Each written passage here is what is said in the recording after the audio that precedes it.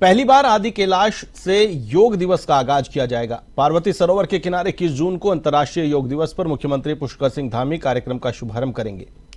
इसके लिए आयुष विभाग भी तैयारियों में जुट चुका है। पिथौरागढ़ जिले में स्थित आदि कैलाश अब पर्यटन के रूप में उभर रहा है। डॉक्टर देवेंद्र भसीन ने बताया कि पार्टी 21 जून को प्रत्येक मंडल में योग शिविर आयोजित करेगी। पार्टी अपने सांगठनिक कार्यक्रमों की शुरुआत योग दिवस से करेगी। जुलाई तक होने वाले कार्यक्रमों के लिए पार्टी ने प्रदेश स्तरीय पदाधिकारियों की टीम बना दी है।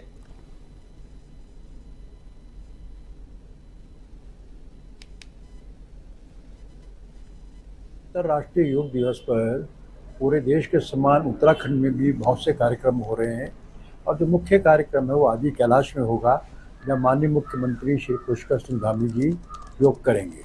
इसके अलावा सभी जिलों में कार्यक्रम आयोजित किए गए हैं, जहां जो प्रभारी मंत्री हैं वे लोग शामिल रहने वाले हैं। स्कूल, कॉलेजेस और जो अन्य शिक्षण संस्थाएं हैं उनके छात्र छात्राएं भी इसमें भागीदारी करेंगे और साथ ही कई संस्थाएं अलग अलग तरीके से योग दिवस मनाएंगी। अल्मोड़ा जिले के विकासखंड सल्ट के जय मां भुवनेश्वरी देवी मंदिर सकरखोला में श्री पंचम दशनाम जूना अखाड़ा के महंत ओमगिरी महाराज की 3 दिवसीय समाधि समारोह संपन्न हुआ। इस मौके पर मंदिर समिति के व्यवस्थापक मोहन सिंह रावत के नेतृत्व में कार्यक्रमों का आयोजन किया गया। इस दौरान भजन कीर्तन, हनुमान चालीसा पाठ, सुंदरकांड, हवन यज्ञ, भंडारे का आयोजन किया गया। कार्यक्रम में बड़ी संख्या में क्षेत्र के लोगों ने भाग लिया और भंडारे में प्रसादी ग्रहण की।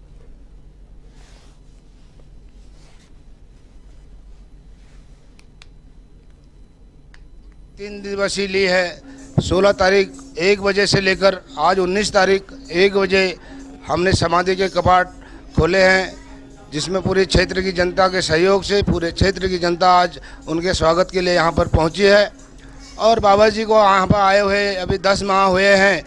वो 3 तपस्या यहाँ पर कर चुके हैं। सर्वप्रथम उन्होंने 11 दिन की खड़ेश्वरी की थी, उसके बाद उन्होंने 41 दिन की मौन साधना की थी और आज उन्होंने 3 दिवसीय समाधि ली है। और आज समाधि से हम सब के बीच में हैं और हम सबको आशीर्वाद अपना दे रहे हैं। कांग्रेस के अनुषांगिक संगठनों, विभागों एवं प्रकोष्ठ अध्यक्षों की बैठक हुई। इसमें उपचुनाव को लेकर रणनीति बनाई गई। पार्टी के अध्यक्ष करण महारा ने कहा कि पार्टी के अनुषांगिक संगठनों, विभागों व प्रकोष्ठ अध्यक्षों के साथ बैठक में उपचुनाव को लेकर रणनीति बनाई गई है। बद्रीनाथ एवं मंगलौर सीट पर होने वाले विधानसभा उपचुनाव में अग्रिम संगठनों को सक्रिय भूमिका निभाने के निर्देश दिए गए हैं।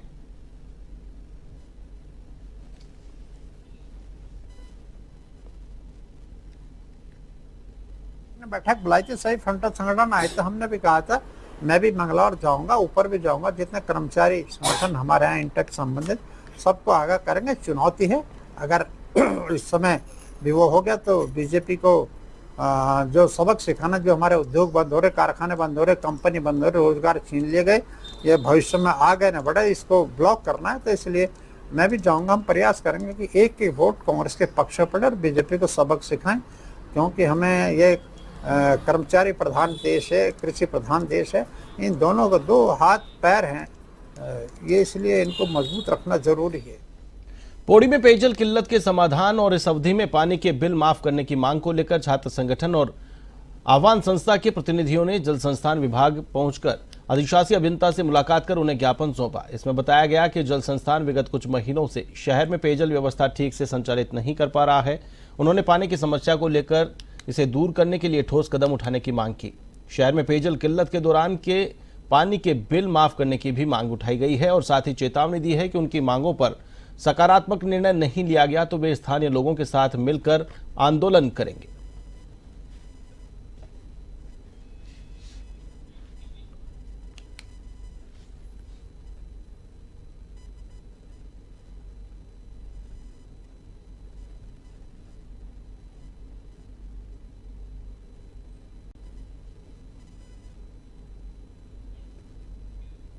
राजधानी देहरादून के थाना रायपुर इलाके में गोलीकांड के मामले में स्थानीय लोगों में खासा आक्रोश देखा जा रहा है। रायपुर क्षेत्र में 6 नंबर पुलिया चौक के पास परिजनों के साथ स्थानीय लोगों और सामाजिक कार्यकर्ताओं ने धरना प्रदर्शन किया। प्रदर्शनकारियों ने जमकर नारेबाजी की और आरोपियों के खिलाफ सख्त कार्रवाई की मांग की। विरोध प्रदर्शन को लेकर प्रदर्शनकारियों और पुलिस जवानों में धक्का मुक्की भी हुई। कई प्रदर्शनकारियों को पुलिस ने हिरासत में ले लिया।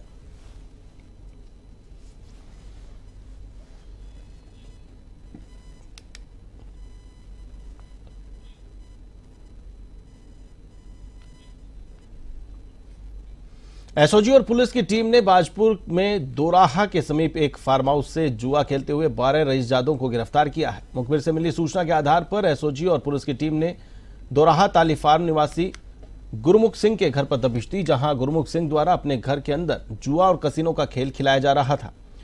जिले में अपराधों की रोकथाम के लिए वरिष्ठ पुलिस अधीक्षक द्वारा अभियान चलाया जा रहा है। यह अभियान पुलिस अधीक्षक काशीपुर के पर्यवेक्षण और क्षेत्राधिकारी बाजपुर के निर्देशन में चलाया जा रहा है। गुरमुख सिंह के मकान में बाजपुर, काशीपुर, रुद्रपुर, स्वार जनपद, रामपुर आदि क्षेत्रों के लोग जुआ और कसिनो खेलने आते हैं। टीम ने मौके से 5,93,000 रुपए की नकदी, 12,000 रुपए के कसिनो के सिक्के, ताश की गड्डियां बरामद की है।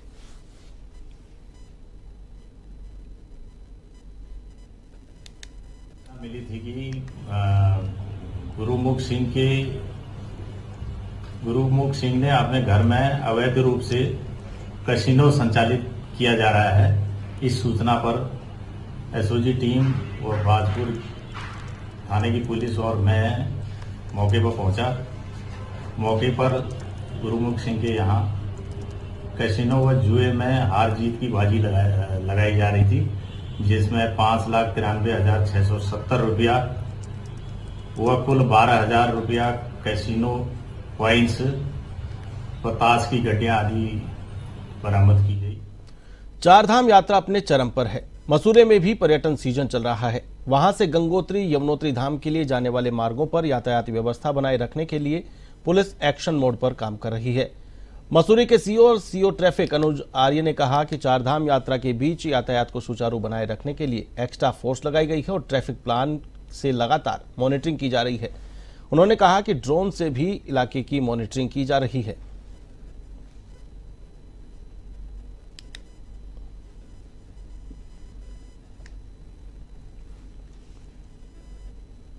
चारधाम यात्रा और मसूरी पर्यटन सीजन इस समय अपने चरम पे है और हमारे द्वारा जो मसूरी में आप बता रहे हैं कि जाम की जो शिकायत है, इसके लिए हमने जो एक्स्ट्रा फोर्स और जो हमारे ट्रैफिक प्लान से लगातार हम मॉनिटर करते हैं। ड्रोन से भी मॉनिटरिंग करी जा रही है और हमारे जो ट्रैफिक मैन है, जो अभी तक एक महीने में जो ट्रैफिक का वॉल्यूम रहा है निश्चित तौर पर बढ़ा है, लेकिन इसका जाम जैसे अभी तक कुछ सिचुएशन नहीं आई है। हाँ, ट्रैफिक का दबाव जरूर रहता है, लेकिन ट्रैफिक लगातार चल रही है। पौड़ी जिले की सरकारी भूमि में अवैध मजार बनाए जाने का सिलसिला थम नहीं रहा है। पौड़ी जिले की चौबट्टा खाल विधानसभा में बीरोखाल ब्लॉक के जुखनी गांव में सिविल क्षेत्र में बनी अवैध मजार को प्रशासन की टीम ने ध्वस्त किया है। मजार का निर्माण काफी पहले सरकारी भूमि पर किया गया था। प्रशासन को सिविल भूमि पर बनी मजार की सूचना मिलने पर टीम ने मजार को ध्वस्त कर दिया था। संबंध में जब ये सूचना मिली थी कि कहीं एक अवैध अतिक्रमण है और गैराबाद गांव में था, तो उसी क्रम में जो आवश्यक कार्रवाई की जानी थी, नियमानुसार कार्रवाई के लिए एसडीएम को लिखा गया और उनके द्वारा अपने स्तर पर जो भी कार्रवाई की जानी है उसे करते हुए। दिनेशपुर के बिजली घर में इनकमिंग सर्किट ब्रेकर उपकरण खराब होने पर देर रात से नगर की बिजली बंद है। भीषण गर्मी के चलते लोग रात भर परेशान रहे। बिजली विभाग की टीम रात भर उपकरण ठीक करने में जुटी रही। विद्युत विभाग के जूनियर इंजीनियर अफसान अली ने कहा कि बिजली घर में इनकमिंग सर्किट ब्रेकर रात्रि को अचानक ब्लास्ट हो गया था, जिसको सही करने के लिए युद्ध स्तर पर बिजली विभाग की पूरी टीम जुटी हुई है। जल्द ही टाउन की लाइन को सुचारू रूप से फिर से शुरू कर दिया जाएगा।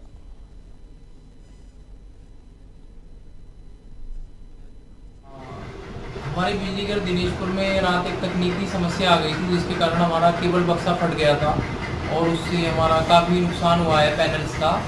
और हम लोग रात से ही सप्लाई व्यवस्था को दुरुस्त करने के लिए लगे हुए हैं और जल्दी सप्लाई आएगी। आधा पौन घंटा लगेगा मुश्किल से और सप्लाई चालू होगी। चारधाम यात्रा के दौरान यात्रियों के स्वास्थ्य की जांच की जा रही है, लेकिन कई यात्री डॉक्टरों की सलाह के खिलाफ यात्रा कर रहे हैं। एनएचएम की निदेशक स्वाति भदौरिया ने सभी यात्रियों से डॉक्टरों की एडवाइजरी के बावजूद यात्रा न करने की अपील की है। उन्होंने कहा कि जो यात्री धामों के लिए जा रहे हैं वे अपने साथ गर्म कपड़े जरूर लेकर जाएं।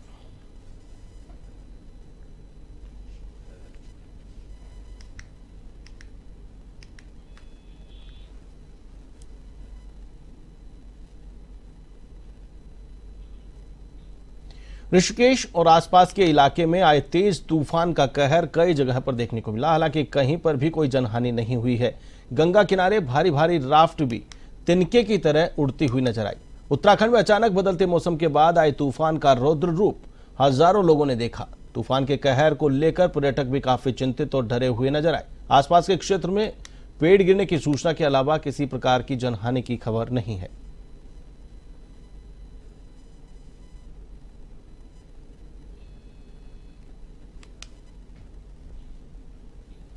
लालकुआं और आसपास के क्षेत्र में लगातार हो रही अघोषित विद्युत कटौती से परेशान कांग्रेस पार्टी के नेताओं ने विद्युत विभाग का पुतला फूंका। उन्होंने लगातार हो रही बिजली कटौती को तुरंत बंद करने की मांग की है। उन्होंने कहा कि बिजली कटौती से लोगों को पेयजल की समस्या का भी सामना करना पड़ रहा है।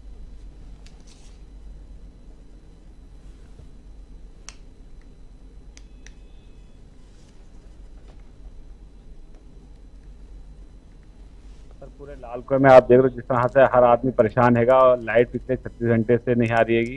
कुछ इलाकों में आ रही है, कुछ इलाकों में नहीं आ रही हैगी। इससे पूरा शहर परेशान है, हर वर्ग हर परेशान, हर आदमी परेशान है, व्यापारी वर्ग परेशान है। जिससे कच्चा जो सामान रखा हुआ, दूध वाले, डेयरी वाले, कच्चे सामान होटल।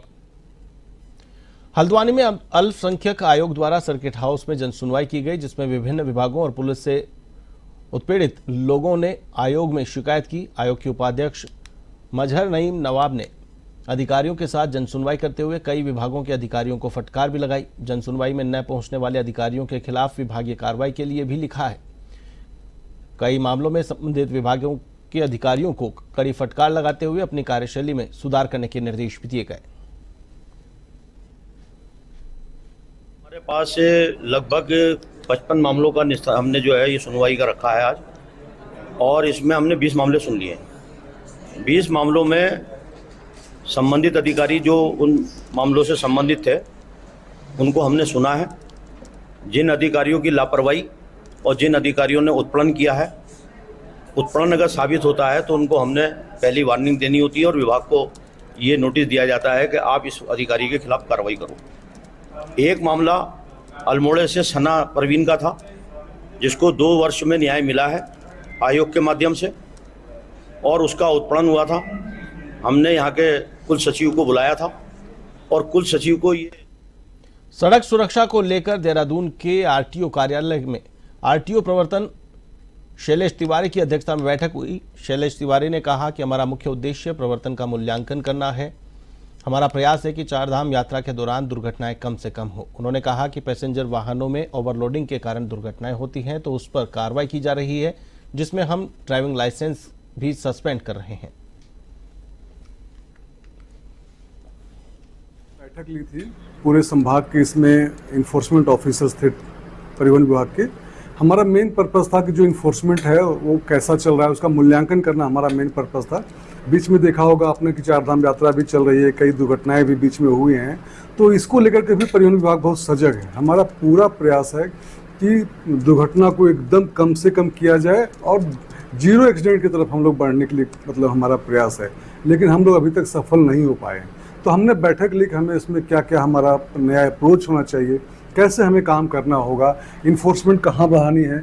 कुछ चीज़ों पे हम लोगों ने फोकस किया है, जैसे ओवरलोडिंग। पैसेंजर व्हीकल में ओवरलोडिंग कई बार देखने में आता है कि दुर्घटना का कारण बनता है। एवं उत्तराखंड में फिलहाल के लिए बस इतना ही। मुझे दीजिए इजाजत। नमस्कार।